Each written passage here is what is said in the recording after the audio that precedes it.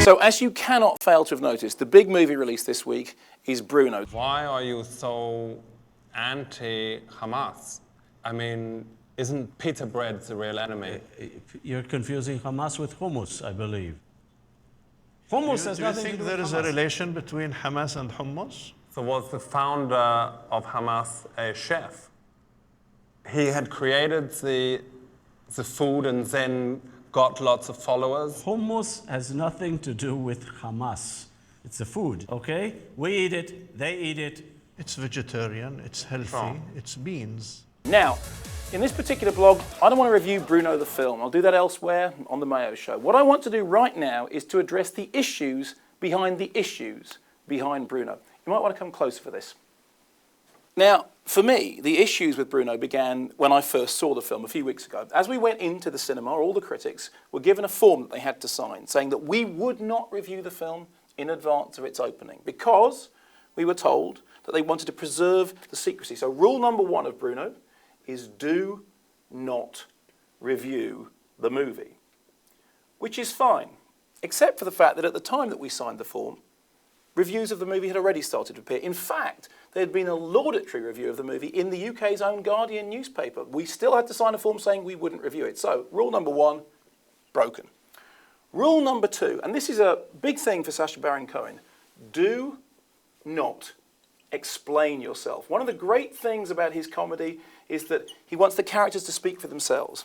And yet, after initial preview screenings of Brüno, there were questions by gay rights groups who said, actually, we think that Sacha Baron Cohen needs to stand up and say that he's in favour of gay rights. And initially he said, not going to do that. But then, from Universal, came a statement which said, Brüno uses provocative comedy to powerfully shed light on the absurdity of many kinds of intolerance and ignorance, including homophobia. So, rule number 2, do not explain yourself unless you're worried that you might actually lose a very lucrative gay audience, in which case, issue a disclaimer. Now, it may be just me, but that disclaimer reminded me of the disclaimer at the front of William Friedkin's Cruising, which said, this film is not intended as an indictment of the gay community. It was a stupid disclaimer. As Friedkin himself said, it was an ass-covering measure that covered no ass, and all it did was made everyone suspicious of the film. And when it came out recently on Blu-ray, they took that disclaimer off. Number 3, and this is a big thing for Sacha Baron Cohen, break taboos.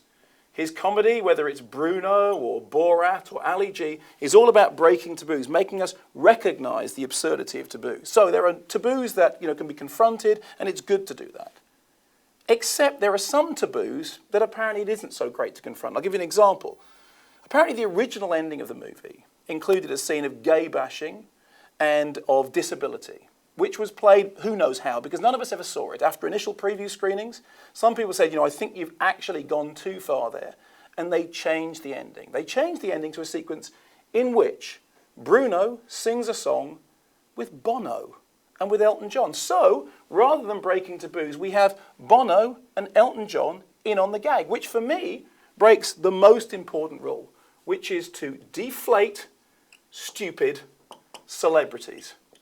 On which note, when I saw Brüno, it included a sequence in which LaToya Jackson was mocked for being an idiot, and in which Brüno took her BlackBerry and attempted to get Michael Jackson's phone number. Now, I don't know whether LaToya Jackson's an idiot or not, but the sequence was every bit as funny or unfunny as the rest of the movie.